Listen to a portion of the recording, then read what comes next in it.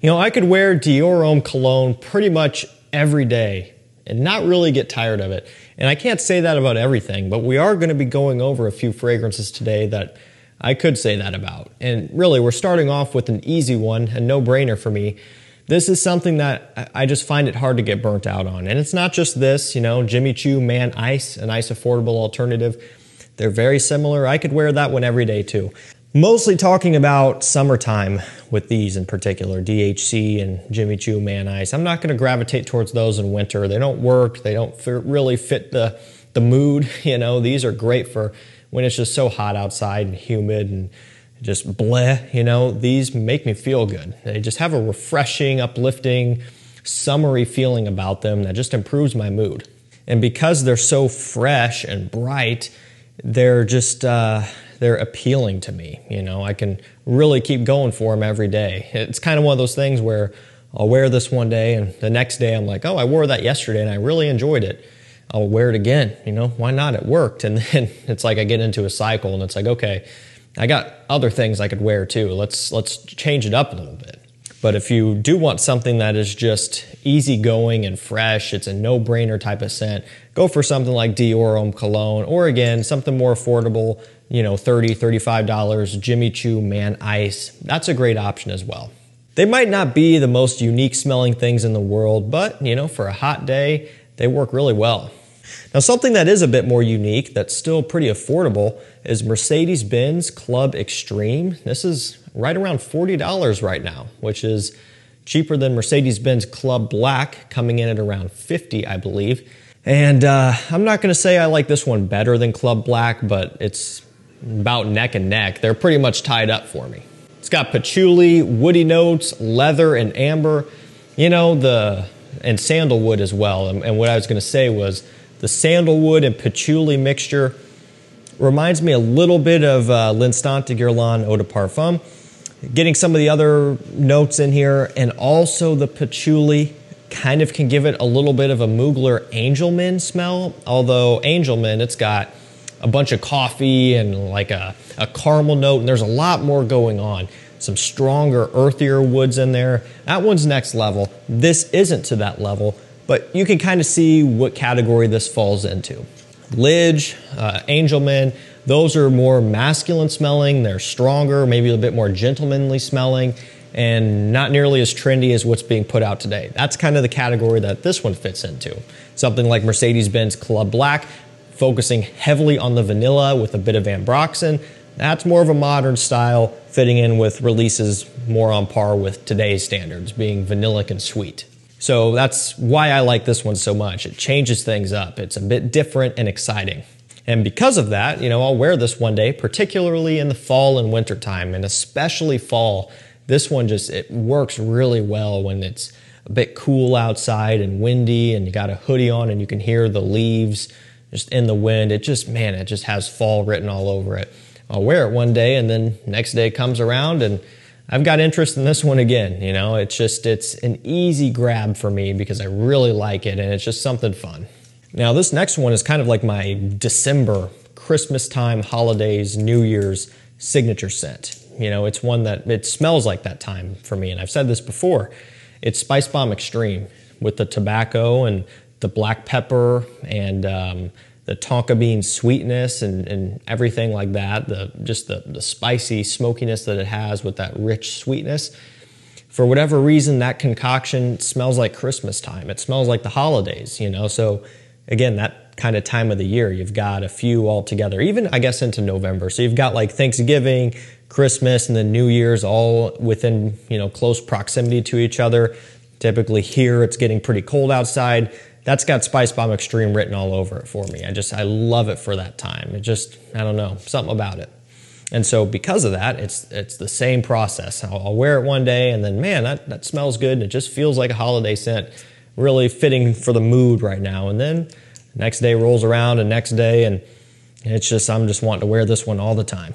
You know, just smelling it up in the air right now. I'm not ready for summer to be over. I love summer, but man, I am excited to wear stuff like Spice Bomb Extreme coming up here once it starts to cool off again. Bulgari Man Wood Neroli, it's a fantastic spring scent for me. And of course you can wear it in summertime as well. But spring is really when I gravitate towards this one the most. So you kind of know what's in it just based off of the name, right? But it's also got some bergamot and some orange blossom. And then of course neroli and woody notes. But it's primarily fresh and citrusy with a nice woody undertone with some aromatics as well. Getting some musk in here too to kind of go along with the citrus off the top. So it's always kind of reminded me a little bit of Xerjoff Kobe. It's got this kind of overwhelming fresh citrusy smell, but some of the citrus is actually a little bit sweet, has a little bit of a punchy sweet kick, and that's kind of what you get out of some of this as well. We're mixing a whole bunch of stuff. I still got Spice Bomb Extreme in my nose, and now we're going in for this. But it smells great. It's punchy, it's strong, it's a head turner, and similar deal. The reason why it's in this video, I can just get hooked on this stuff. It's something about it's addicting to me. And I think part of it's because it reminds me of spring and everything kind of coming back to life and thawing out. Just really nice. The reason why I like this next one so much is because it's a nostalgic scent DNA, you know. This is a flanker, but what is the original was my first ever niche fragrance purchase, and so probably the first ever niche that I smelled. I can't remember at that point what I had sampled or not, but this was definitely my first niche purchase. And the reason why it was is because it was $100, right? So I'm talking Mancera Intense Cedrat Boisé, but of course the Eau de Parfum was my first niche purchase and one that I have worn a lot. Like that bottle is down to somewhere around down here. I wore it all the time in fall and winter and even spring and summer. It was a signature scent of mine for a while, and it was one, even back then, I would wear it for days in a row. I had other things, although my collection was significantly more limited than what it is now. I had options, but I still chose to wear that one on a daily basis for, you know, extended periods. Nowadays, when I'm wanting Cedrat Boisé, the Intense is really all I'm gonna wear. I'm not going to say the Eau de Parfum's obsolete. That's, you know, kind of sad sounding, but when you can get them for practically the same price, I mean, $75, $80 versus $100, you know, to me, it just makes sense to spend the extra 30-ish and go for the Intense. That's where I'm at. But, you know, everybody has different needs and wants. And to me, this one, it makes sense because it's literally that original DNA, but stronger. They don't change the smell a whole lot. It's still the same old Cedrat Boisé, but a bit stronger, which is nice. I really like Polo Deep Blue Parfum a lot more than I thought I would. And don't get me wrong, I knew I was going to like how it smelled because Polo Blue, it's a soapy, clean, you know, kind of shower gel scent. Not Ambroxan shower gel, but like, you know, I mean, when was Polo Blue released? A long time ago. I don't even know, but it's been out longer than I was, older than I am, right? So just kind of a soapy, clean, gentleman smell. Knew I was going to like it, but this one, it's so much better than I thought it was going to be, which is why it's something that I get hooked on every time I do decide to wear it. It's got orange, oak, pink pepper, olibanum, and lavender. Easiest way to put it is it's a true parfum of the original. It still maintains that Polo Blue smell, which is just kind of a timeless classic, but they actually make it a bit heavier and richer and more interesting and more unique. They add some more complexity to it, some more richness behind it with that oak and the olibanum and things like that. It's a major improvement. I really don't think there's a need to buy the original Polo Blue anymore, the Eau de Toilette.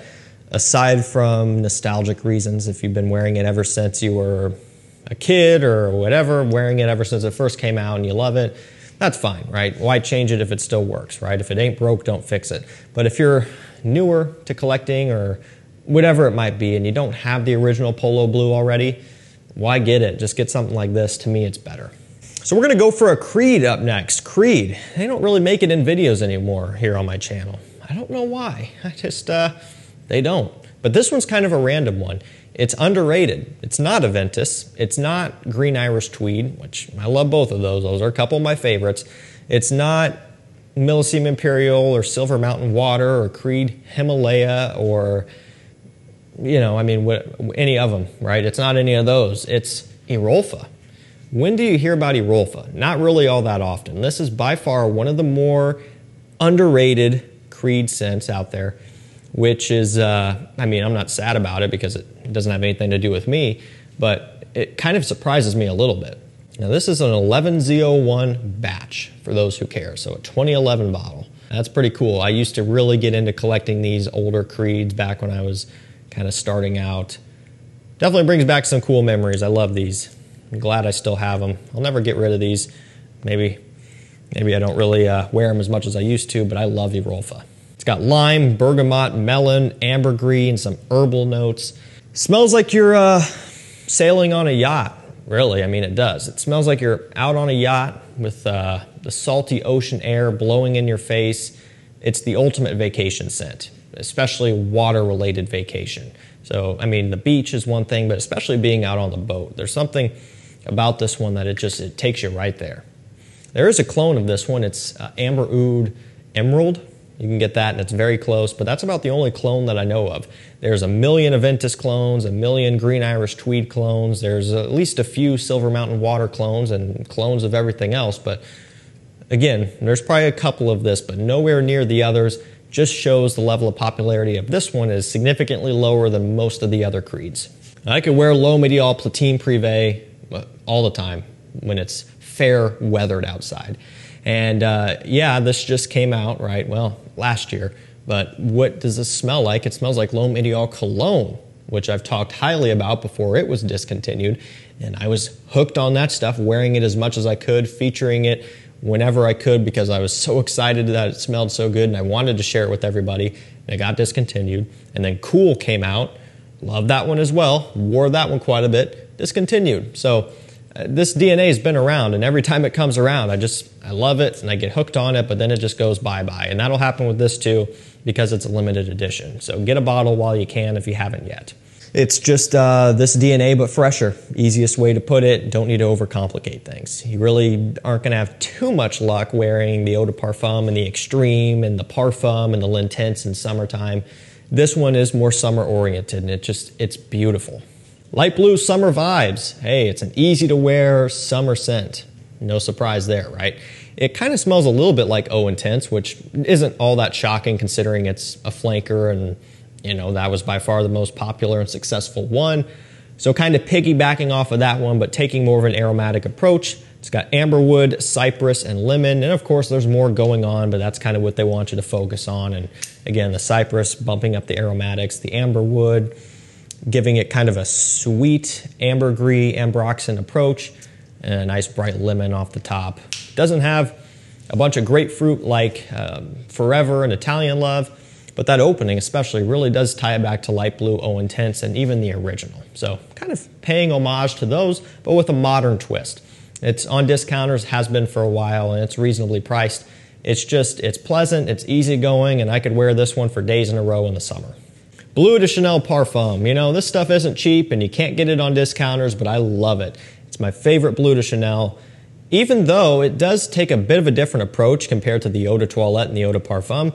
I like that. You know, it's got lemon zest in here, which is the primary focal point. And, you know, they don't really have the incense and the birch, which is changing things up a little bit. And so also doesn't really have the grapefruit in the same type of way. So there are quite a few variances between this and the others, but it does have a bit more of a richness and not necessarily a sweetness, but more of a woodiness to it, just from like a sandalwood style, which is kind of providing just a bit more depth behind it. And so that's kind of where this one's at. It's just more rich, more strong. It's a parfum, it makes sense. This is the one I would take every day. The Eau de Parfum up next. Those are really just a couple of my favorites. And of course the Eau de Toilette, it's a masterpiece classic. I'd take that one too. I mean, all of the Bleu de Chanels to me are amazing. Alrighty guys, that's gonna do it for me. Some fragrances I could wear every day and not get tired of them. I will link them down below. Thank you so much for watching. Stay safe, stay healthy. We'll see you tomorrow with another one. Take care.